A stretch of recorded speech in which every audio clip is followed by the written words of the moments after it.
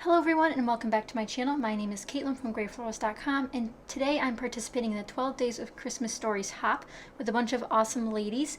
I'll have them all linked down below so you guys can check them all out.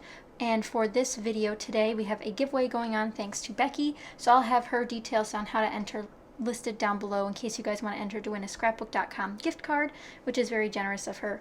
But all of us will be doing a different Christmas related or holiday related project every day for the next 12 days, so stay tuned for more fun giveaways and more fun content. Today this video is actually in real time. I'm doing a 6x8 pocket page of the 2016 Christmas album that I started last year. About time that I worked on this instead of other albums and getting this one done maybe. So I have two photos that I'm pulling out to finish off this double page spread that you saw earlier, and I'm working in a Studio Calico binder or album, and it definitely has some weird holes on it, so I'm going to be sharing some tips on how you can make custom page protectors for any of your albums later on in this 12-day series. And if you guys have anything you want to see, try to leave them down below and maybe I can get to them later in December. But we have a bunch of lovely ladies joining us for this 12 days hop, which is super exciting, and there's more fun giveaways to come. So again, I'll have all the details on how you enter the giveaways on every day of the video because they're a little bit different every day, so definitely be sure to read the description box for more details. So I've cut these two photos of myself down to 3 by 4 inches, that way they fit better into the pockets obviously. So for the next 12 days, I'll be working on this album consecutively, as well as sharing some 12 by 12 layouts so you guys get a little bit of different inspiration from me for some different holiday ideas and different holiday celebrations. So this was a Christmas morning layout that I am doing, and I'm unboxing the items my brother gifted to me that Christmas, and I'm trying to pick out which of these LE Studio cards from the Joyful collection I'd like to use. This is an older collection. If you guys didn't know, LE Studio does an amazing sale during the holiday time, so definitely check it out if you haven't already. I'll have that shop linked down below so you guys can check out these items if they're still available, but if not, they always release an adorable Christmas collection.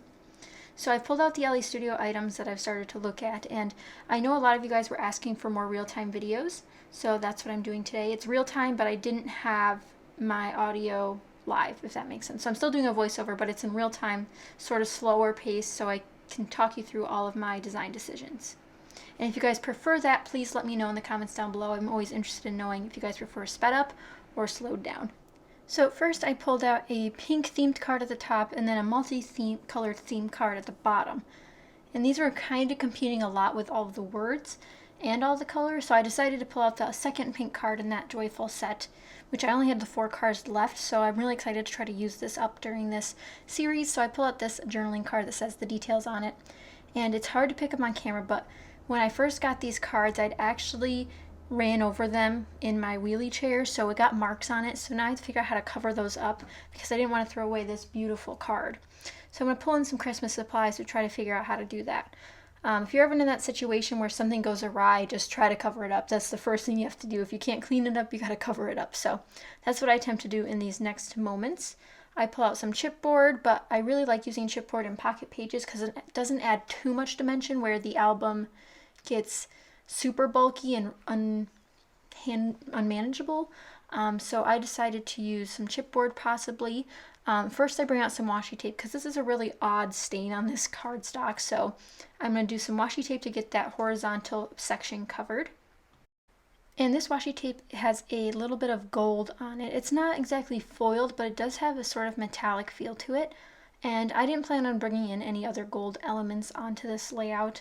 I wanted to keep it very simple, very pink, which I thought was fun. The layout opposite of this doesn't have any pink on it. I think it's mostly photos and then one card that's also from LE Studio but with green on it.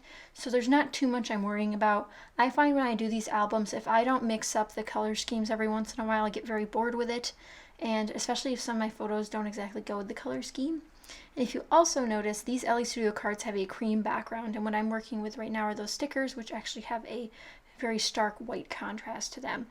Even the chipboard snowflake that I've pulled out is a white contrast, which I usually don't mind, but here it was quite apparent, so you'll see how I solve that in a little bit as well. But I'm really just trying to figure out what I can put over this stain on this card so that it works. And like I mentioned, this is real time, and I am quite zoomed in. I've had some requests to be more zoomed in when I'm doing my pocket page layouts because it's easier to see instead of my 12 by 12s, which I can clearly zoom out a lot for. I try looking through these Fancy Pants Mary and Bright tags and ephemera, because that was one of the items you guys wanted to see in the giveaway I did last month about the other Fancy Pants items from that unboxing, which I'll have linked down below in case you're interested in seeing what they had in one of their first unboxing sales. So I thought about using some of those. I'm actually sorting those off to the side right now. That's why I keep going off screen, is because I'm grabbing other things or setting other things down. I even grabbed my Cheeky Studio ephemera. This winter collection might not be available anymore. I think it's from last year. It's a pink and mint winter collection, which pink's perfect for this. Obviously I have a lot of pink in this items I've selected. And I don't think I've mentioned this already, but the acrylic pieces in the top left on the joyful section are also from Ellie Studio. I picked out the pink and clear star, which I thought were perfect, again, to match this color scheme. So eventually I find these pink poinsettias in the Cheeky Studio kit, which were the perfect shade of pink, not too dark, not too light. They're not an exact match, but they're definitely in the exact same color family, not too warm, not too cool.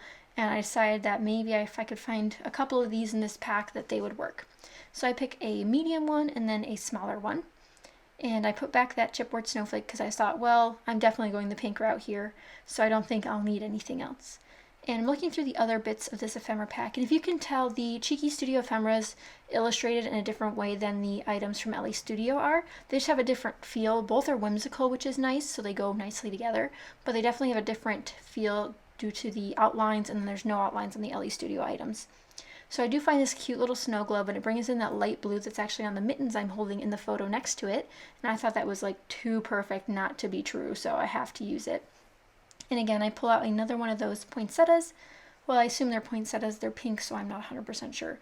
But I do pull out those poinsettia die cuts that'll add a little bit of more dimension and texture to the top card. And it feels like I'm really moving at a snail's pace, even though this is real time. I didn't think I was moving this slow. It feels like I'm moving quite fast when I do these.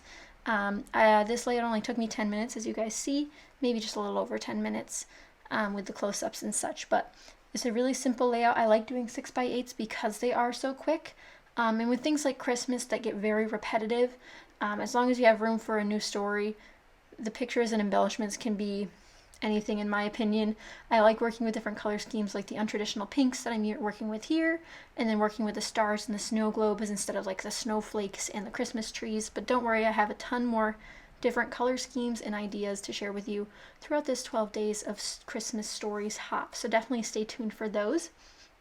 If you guys haven't already, be sure to leave a comment down below so you can enter Becky's giveaway, as well as subscribe to my channel. And again, all the rules will be linked down below, or listed down below, so you guys can see them and understand them fully, so you guys can enter, because obviously anyone wants a scrapbook.com gift card during the holiday season. That'd be super fun.